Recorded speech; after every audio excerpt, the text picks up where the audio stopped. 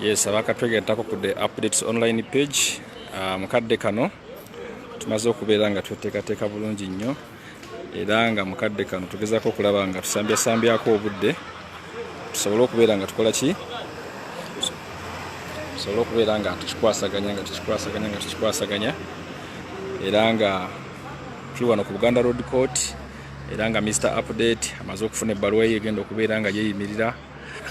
Sauda Madada naye amaze okuba nga afuna, Bobianga naye amaze omulengera naye amaze okubeera nga atuuka, so everyone amaze okubeera nga yeesettinga. Tugenda kubeera nga tuwulira omusango gwa Bajjo Events ne Stella Nyanzi, waliwo abalala awo abazze, Kemigisha Sharon, Serunkuuma, Badru, Venansa na bangi nnyo, so nga nenga tuli wano ku Buganda Road Court nze Sweet Apple nga bulijjo era nga yakatuka sharing ayita munno, sharing ayita munno, tusobole okulaba nga tukola ki, tusobole okulaba nga tukikwasaganya okulaba nti tweyunira obudde. Yes, kyekiriwo court kati anytime from now tukubeera nga tuyingira Buganda Road Court, so atanaba kutuuka sambyako obudde. Ate nammwe bennyini abalina LC letters n'endagamuntu zammwe nammwe musambyeko obudde kuba abantu baffe bayinza okuba nga batuuka mu kooti ate nga tulina abantu bagenda kubeera nga beeyimirira. So live from where bw'oba otuuka nga ogamba waba osinzidde okulaba ate tusobole okulaba nga tukutumirako n'okubeera nga tumanya nti mukwano gwaffe asinzidde wano okubeera nga akola ki. Carol ogambye nti hi Sweet Apple, hi Carol, obulamu bugamba ki, mwebale nnyo okwebeereramu, mwebale nnyo okubeera nga mukikwasaganya.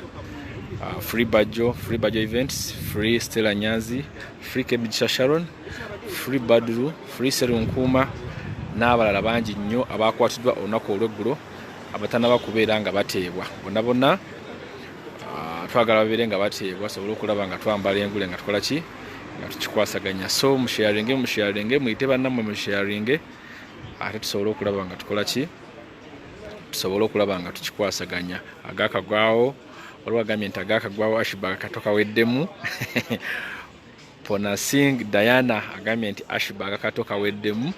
Sinaba kumanya bifeeyo mwabayinza okubiŋŋamba mwabayinza okubeera nga mubiŋŋamba musooke mulumpe ndabe.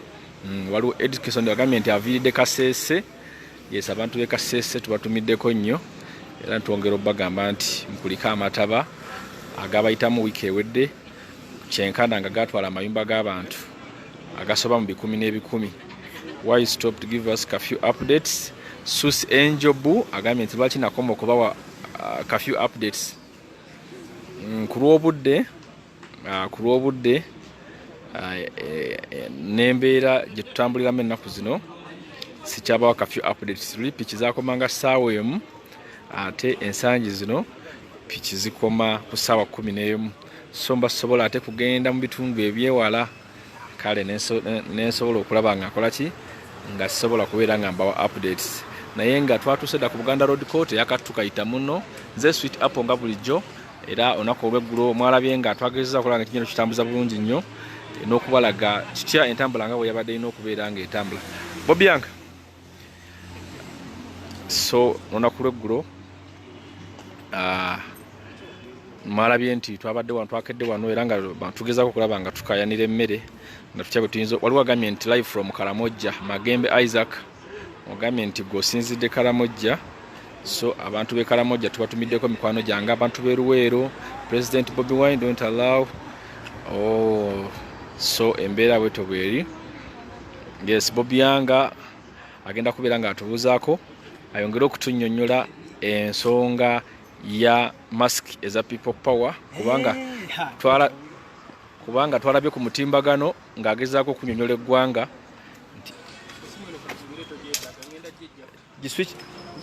Yes. Abatulaba ku Segirinya Muhammad fans page.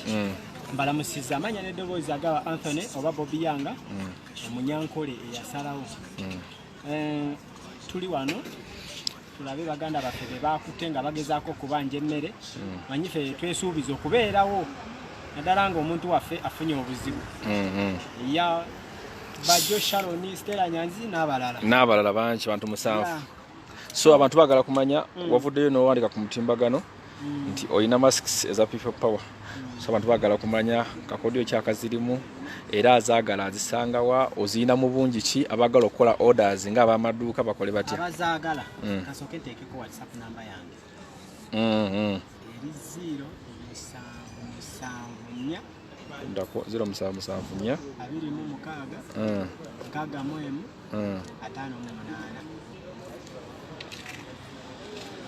obateerako bobiya so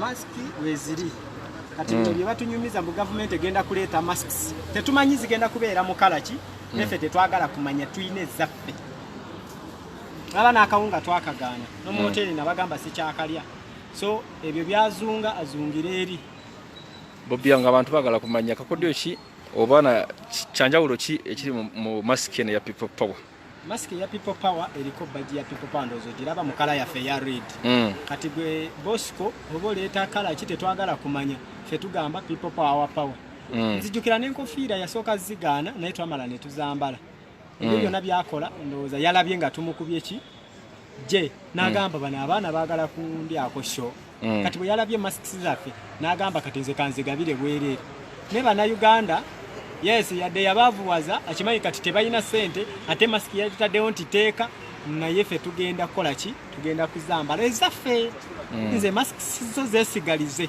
n'akawunga nakagaana kati ndabe agenda okunkwata mulwakwa sitaddeewo masiki ene manya lwaki ntaddeko eya people power nze gye njagala nze nabagamba bano bafala mwe mubaleetera okubamanyiira kati kakuyimiriza okagamba biki byongamba masiki yange yiino kati gijjeeko nteekeko eyiyo mwana nze sikyayagala nakumanyiira ate tuteekako tukimanyi mu Uganda temuli coronavirus bali awo bali mukutusirwa kati yiino ndi wano okukotera mbadde sijambadde najambala era kanjiteeke musawo njagala wabeewangamba lwaki tojambadde naye nga nze nzirina abazaagala masiki abazaagala okay baga ntibagala kumanya masiki ya people ya sente meka era agisangawa ya 15 ajja kunkubira ku namba eyo enamba eri wansi wano si yakola kintu kirala kyonna bw'oba weetaaga masiki ya people power ni box Bobby Yanga enamba ya Bobby Yanga era eri ku WhatsApp osobola omusindikira ka message n'omugamba nti nze Saamu mbeera mutundwe nkusangewa kitegeera omunyampi totawaana oyo ye nja mukuba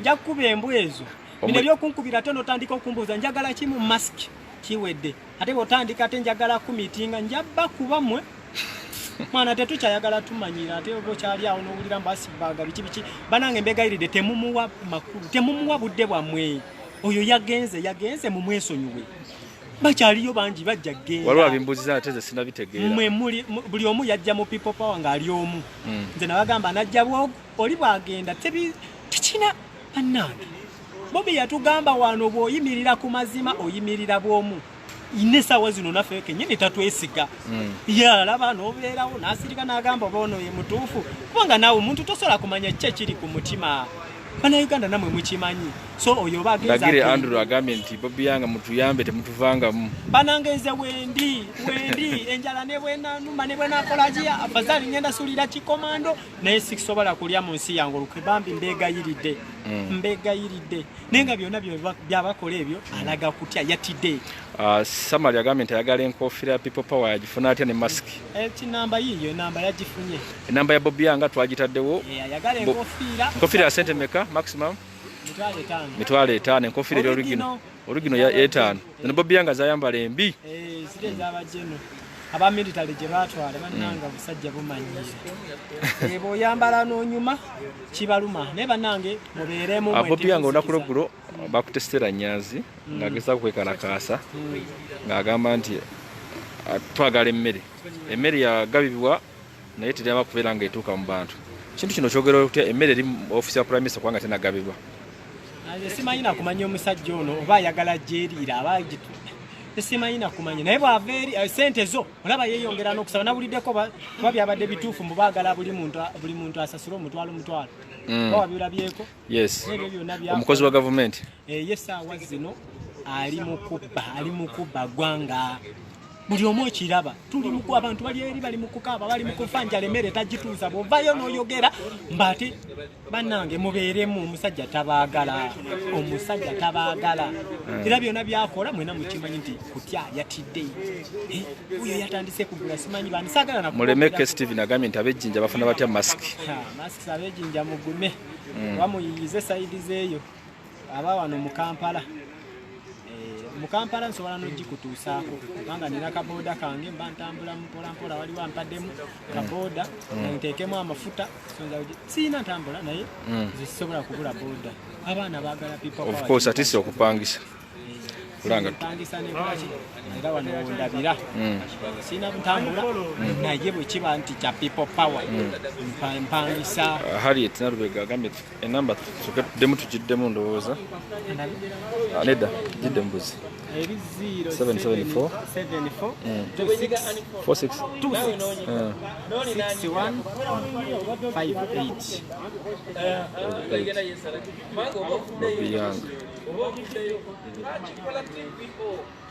banange temuzikiza ife weetuli baganda bange edi mutwe wali n'abalala buli omu mu people power si buli ayambadde enkofiira ya people power nti yewa people power si buli ayambala red nga zino zeneesaze nti nze asinga bonna people power naye nze kino kankibabuulire wano teri yampeta mu people power najja bwogu era wano teri asobola kuva mu people power nengwamu amaanyi mpozi pulezidenti wange kubanga ze sigenda balimba followinga Bobi Wine kuva buto Bobi Wine ne Bobi Wine music yensonga lwaki ndi wano nakulanga mwegomba ba edi mutu abo nga mbalaba ku TV bambi nga mbegomba nga ngamba nesawo zino muno kyali wange twebongako ngabo obimanyi oba ina kyoyagala nenezaako tozikiza muno mwabagamba nti tekisoboka teri kitasoboka nga Katonda wali mbengayiridde mwongeremu amaanyi ye kagule kali kagende mugambe temukapostinga nakukavuma muvuma biki ebyo temukavuma mukaleke banga bwe tutandika okukavuma Museveni ajagamba mbalina oshitege ajagamba mbalina mwekati temukafaako mugambe tetwakutegeera dda kantu ng'oli munyarwanda mukaveeko kitege ye Bobi Wine aliwo bwomu akimanyi yakyogera nti buli lw'oyimirira ku mazima oyimirira bwomu never nobody to defend you baagala nnyo okugenda mu ggulu naye tebaagala kufa mwagala nnyo okugaggawala naye temwagala kutuuyana okitegeera so ye byonna abimanyi naffe baalabako bambi aguma nga weetuli esaawa ezo naye agamba naye bano babobi yanga bali kwalaali naye nze nganze nkirayira bambi nkirayira sisobola kulya mu nsi yange sisobola kulya mu pulezidenti wange ya sobola ali eyo emezeeko temuzikiza bikola byonna naye nga buli kimu kijja kugwa bagambye mulinde masisi netugamba ani newankubadde tuli baavu naye ate masiki zino tezitulema kugula ate gwe byoyasama mbu simanyi mugenda kutuleetera ziri nze tulina okwambala nedda togenda tukaka kwambala bibyo tetwagala abantu bawe emmere abantu bali mu kufa mmere katulabe zyo zinatuuka ddiye mwena mukimanyi nti kati bino byonna byagambe mu weeks 2 mwe mulinde ffe twagala kumanya byo byotugamba mu weeks 2 mbu ate ffe twagala kintu kimu abantu bawe emmere nze sikyagala nakigana naye abantu bawe emmere babantu baba bagikuwa yakyo wagitwala mu basibe wagitwala mu masomero oyagala abaana bo bagirye simanyi so bana Uganda mubeeremu walagamye nti mbu tetwambala masiki ziva China za China wazuuliddeko ekintu kyonna China yes naziwulidde balina bwe baziyisa muli kati zisobola otulwaza nize zive China zigenda zitegeera otya mpozi ezo zagenda otuleetera kubanga tetumanyi zivaawa okitegeera so wano wengambira nti eyange yiino sigenda gijjako gwe byonyamba era njambala nga nyingira kibuga kubanga okimanyi tosobola ayitawo nga koze eki nga totaddeeko masiki ate naffe olwokuba kuliko kano oba otunda people power kitegeera oba otunda people power yes mu mugongo w'eki Bobi yange oyo yasalawo naye mwebeereremu okay kyakiriwo bagamba natambuza bigere okubeeza ebigere bingi obulamu bugamba ki nenda nababuuziza dda ku fanspace Jeno Sauda ajesa abantu bagala kumanya sawa meka kuba ali abali kakati bizeemu zongoliita bakusekesunda mukubuuza lwaki babaye CPS gibalage nti eri awo eri wali ate kati kooti eri wano kati tunuza CPS ate after CPS Buganda Road Court kituufu nnyo so kakati obuzibu obuliwo nti kati bagezaako okulaba nga baguddewo emisango ebiri okujemera ebiragiro bya pulezidenti ne lawful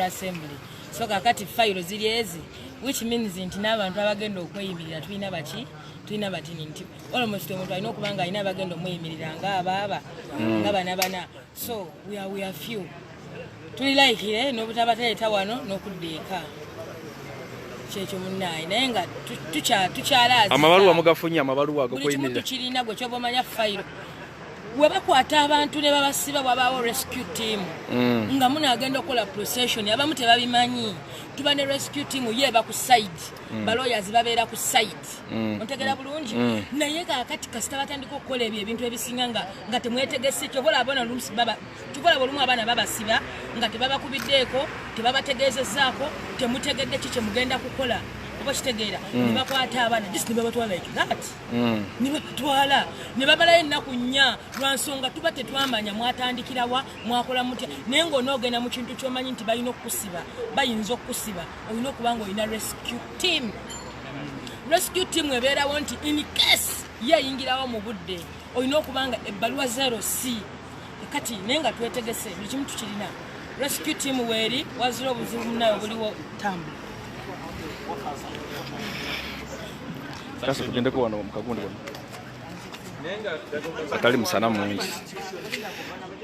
atwegaseeko ye kanso waffe era ebamu kubali mu musango guno agenda kuba tunyonyola musango ki guno ayagula baati era akusubira gunaatambula gutya kansa amanya go deno mitwakunyeba mu nsonyiwe mbabuzeeko bulungi yo tegere tusema kadde wamwe kakati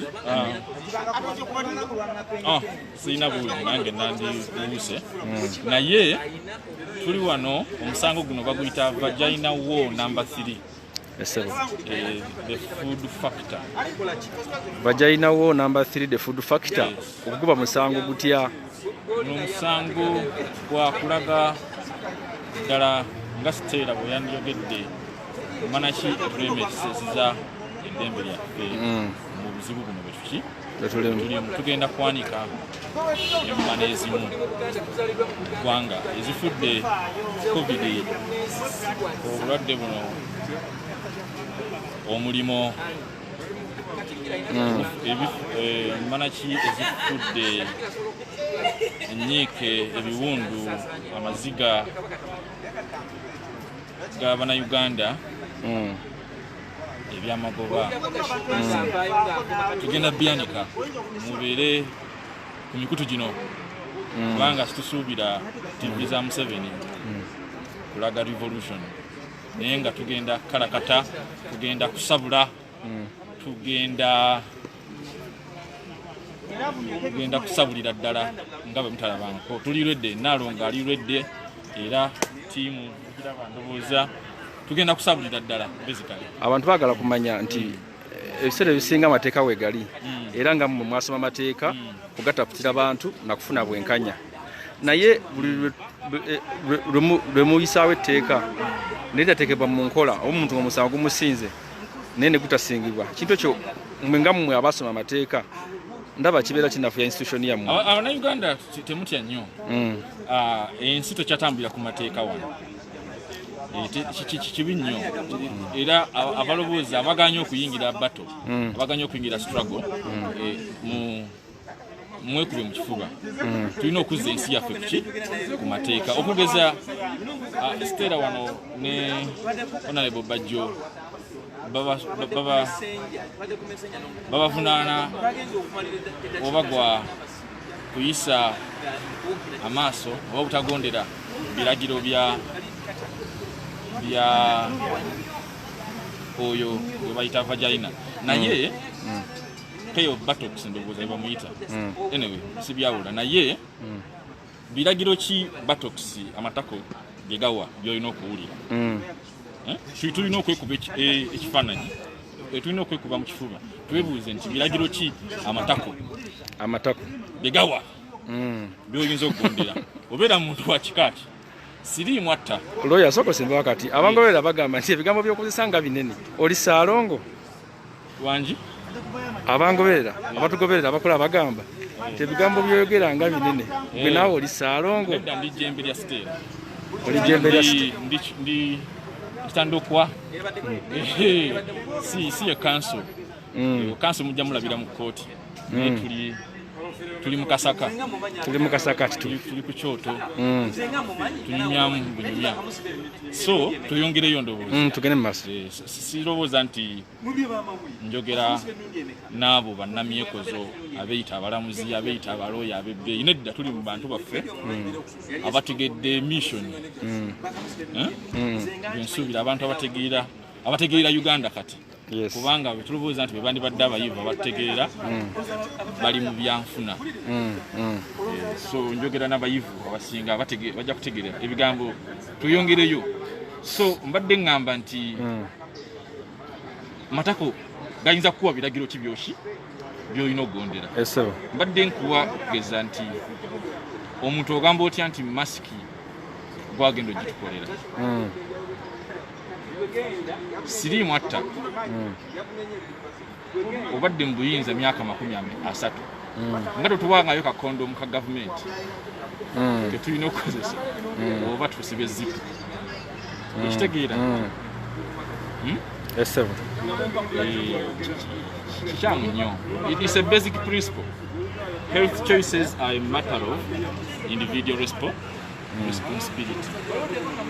Gara n'eddembe lyaffe tulina okwerwanako, tulina okulwanyisa obutujju n'enkola ey'okufuga eggwanga mu ngeri ya apartheid, obusosoze oba colonialism,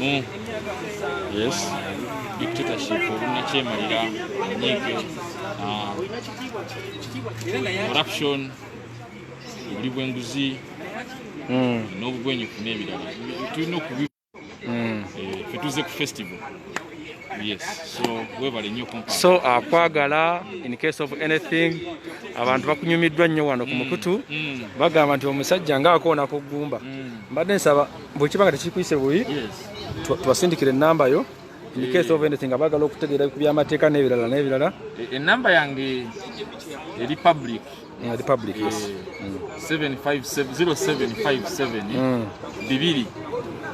That is 2 note. 2 note nya. Ne ku Twitter.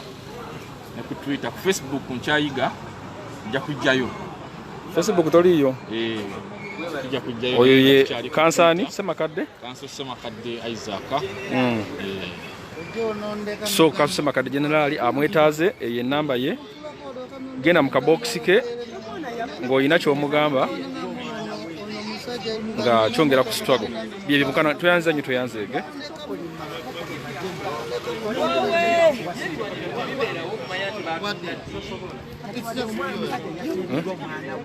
linda kakadoni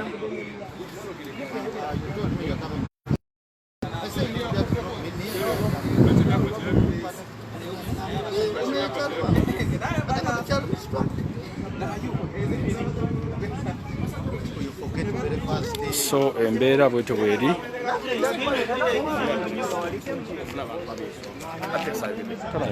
genda kwogera ate katoddawo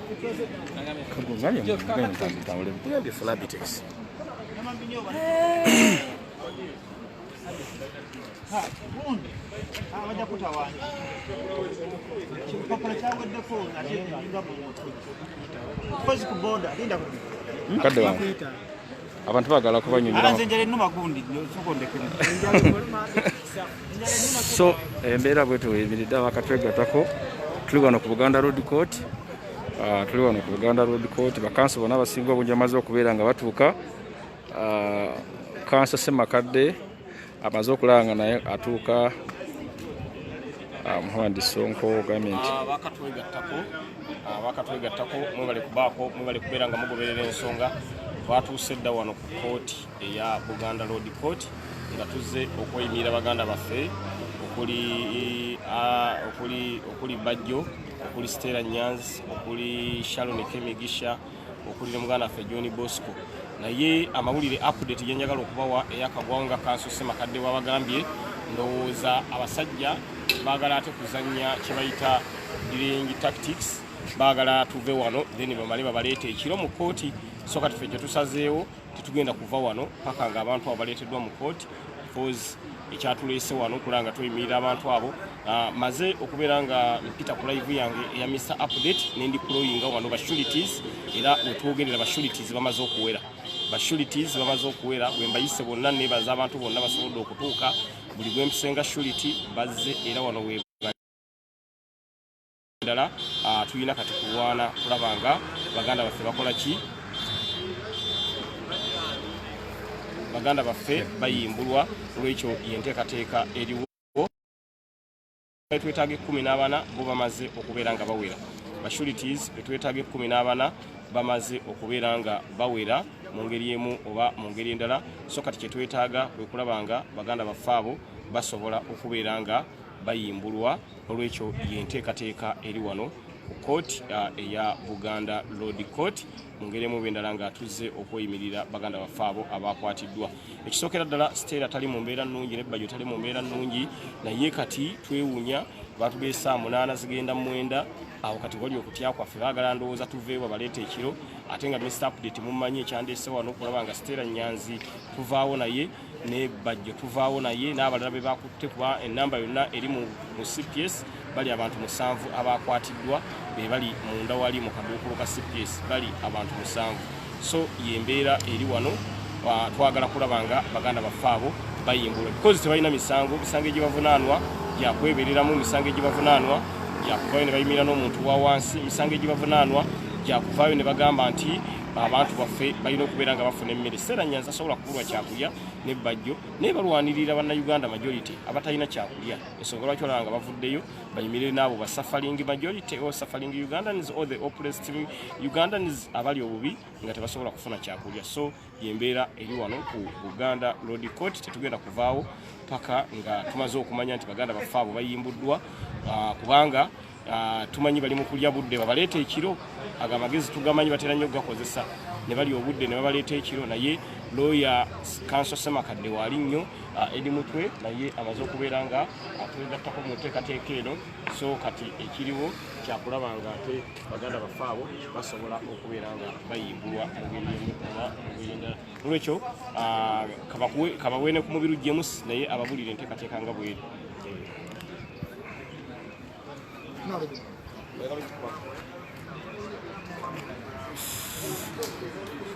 So embeera bwetyo bweri ate abalwanira abaliwa. So Kanso Mubiru sawa byonna tugenda kubeera nga tumutuukako. Kanso abantu bakwetaaga wano. Kanso Mubiru oweda yakyabulayo naye yali atusedda mu dakiika 3 agenda kubanga atunnyonnyola ensonga. Otusaba 2 hours back abantu bagala kumanya omusango guno gw'ogulaba otya? Omusango guno si musango guno kuwaayiriza na butiitiizi. Mukimanyi bulungi nnyo omuntu atufuga nakyemalira. Bw'ova n'otambula ku street n'ogamba Museveni tukwagala oveeko guba gufuuse musango. So batukezeza n'okumanya tugezezaako okukola buli kimu ate batandise kubagulako fayiro buli muba bamugulako fayiro 2 misango 2 kwegamba is a bit complicated. We've been here since morning and nothing has been worked out. They're just putting us up and down. But kyetuyinza obagamba bannayuganda nti bino tuli mu byaddala banoonya emisango gye babasibako naye gikyabuze. Kuba tulaba nga ziweze essaawa 8 n'ekitundu naye abantu banaleetebwa mu kooti. Ate tubadde mu ofiisi ya DPC. Yes. Ye DPC agezaako kugamba nti waliwo fayiro buli omu alina fayiro 2 kati waliwo fayiro etanabakulwa. Eya Bajjo alina fayiro 2. Abo abamaze dde bakolako dda naye kati eya Bajjo bakyaji they are still building up. Kati newuunya what are they building? So tetulabanga kye bayikozesa delay tactics. Bobadde bamanyi nti wetunajja ne tulaga nti tewali kigenda mu maaso mutuveewo babaleete babadimandinge. That was their intention. But surprisingly bagenza okulaba naffe tetuvaawo. Tuli nnyo. So we are still around the only challenge we've been having is the sureties. Kubanga abasureties tulina batono buli omu yetaaga abasureting nga bana ate kati manyi embeera gye tuliko ti si buli omu yakkirizibwa okuvuga emmotoka okugenda ffe kituvudisa emmotoka olw'ensonga tulina permission tulina ebitwogerako so that's the reason why for us we're driving. Abantu baagala kumanya nga gwe politician ate nga oli council lawyer singa obeera n'obutali bumativu nga mu mbeera eno nti baatuteekewako abantu tebalina mmere ekintu kino Steranyas yakoze ne banne kibeera kiri mu makubo matuufu. Kino ekintu nkiwagira ekikuze nange zennyini nakikola Rubaga namuŋŋoona kisegeera eno gavumenti bw'oba totaddeewo mbeera tebasobola zuukuka okumanya nga bano abasajja amajoozi bajoga nnyo babbye ssente empya n'enkadde okuba nga abagezaako okukola omuntu alina kumala kuvaayo n'ateekawo mbeera ne bazuukuka. Twakikola Rubaga North namuŋŋoona twamala kuteekawo mbeera ne bagenda ne bagaba emmere the following day. So kino kitegeeza ki gavumenti ya Mr. Museveni si yakukwata na mirembe mu comfort zone. Gavumenti ya Mr. Museveni ya kibuli olina kubakozesa kibuli okuyisaawo kyoyisaawo era kino kye tubagamba 2021 Museveni tugenda mugisaako kibuli ekiddamu Museveni tetugenda akalulu manduso ekyo nsiba nkibagamba tebulooza nti Mr. Museveni tugenda mukuba akalulu agambe kwata no agenda kukaba kagenda mulakira tumugiseeko kibuli. So kino ekyokubanga abantu bekalakasa oba bateekawo obutali bumativu ekyo 100% they are right. Tusobola kubanga otusobozezaamu ssente tukwasa emmere yaffe tugikuwadde kyokka ate emmere otandise kugibba tokomye kugibba ne ssente funding zonna zonna z'ofunye nazo ate ozisigazza ozizimbyemu bizimbe ozizimbyemu streets olimu oguzawo hardware ebizimbeyo bigende waggulu. Tukomye ku ekyo okumanga abana abasajja bajoga bamanyira nnyo temukomye ku ekyo ate muze mutugamba tubongere n'omutwalo kugamba bo banoonya engeri gye banyizamba bannayuganda bali bamanyi nti emyezi ebiri bannayuganda bagamba bakutuka bukutusinga bafanjala niye bagenza okulaba bannayuganda bali basevinga obusente bwabwe kati ne bwennyini bwe basevinga bagatandika bubajjako mu mutwalo awo mulimba ate twaga balabula mwegeneze nnyo kino ekintu kyali batwala byebyo ebyange sirina ebyo. Okay, oyo kanso mubiru of course nga naye agenda kubeera nga akikirira abantu b'e Rubaga South era nga akadde konna mumulindirire era nga akadde konna mumulindirire agenda kubeera nga abakiikirira. So mukadde kano of course here I have my best friend General Pondo, People Power Soldier. Says, my brother, how are you? I'm very fine. How are you? Let me put my mask down. How is the going? Going is not fine. I think everybody have said why going is not fine in Uganda. Which means of transport have you used from here? I used the border. Someone brought me. I defied the law. I jumped on the border, but while I'm here, I have another car that will take me back. Thank you. Yes. Dr. Steranyas is under arrest, Yeah, and Bajo and very many others. Dr. Steranyas is under arrest, and Bajo is under arrest for protesting about food. I'm sure very many people are watching the same thing that I would have answered. Others have answered it. Yes. So what's the way forward? The way forward, we're trying to fight justice for them because they were fighting justice for us yesterday. Now we have to stand by them. As much as there's a hectic time of moving, transportation, and coming to court here, but we eagerly waiting for them to be brought to court. We're in CPS, they're still in CPS. But I'm sure they might bring them tomorrow. But we cannot go home now because these guys are mafias. They will wait when the sureties have gone home, they bring them here and then they remand them to Lezira. So we decided that let us sit here, wait up to the end. That court is closed completely, there we shall move back home. Okay. So you're also in lockdown. How you survived? We are not in lockdown, we are in lock-up. Survival in lock-up is very difficult because Museveni has locked us up. Even all those things he said yesterday, they are all lies. He was not supposed to waste all those hours in the media. He was supposed to come and say, I've given more 14 days, we shall see from there. Not fooling people. Me, I knew that he was fooling. But you see, it's the same thing. He left the status quo in the same way. Yeah. Okay. Thank you. Okay, come. So oyo abadde Opondo, John Opondo, ate nga naye aze wano okulaba nga akola ki nga akikwasaganya. So embeera bweto bweri atongera obategeeza nti tukyali wano mu bitundu ebya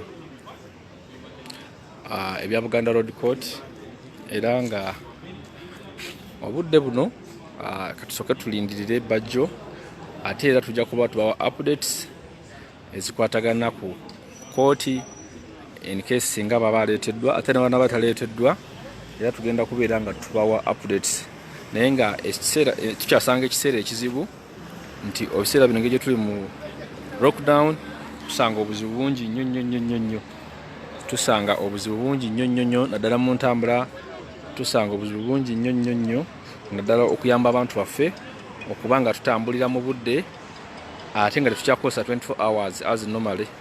So embeera bwetyo bweri. Mr. Opondo waliwo agambye nti Mr. Opondo big up mwebale nnyo badde batugoberera katusooke tuwumulemukko tugenda kuba nga tudda ate omulundi omulala tusobole okulaba nga tubaweereza ki ekinaaba kituusewo mu budde obwo.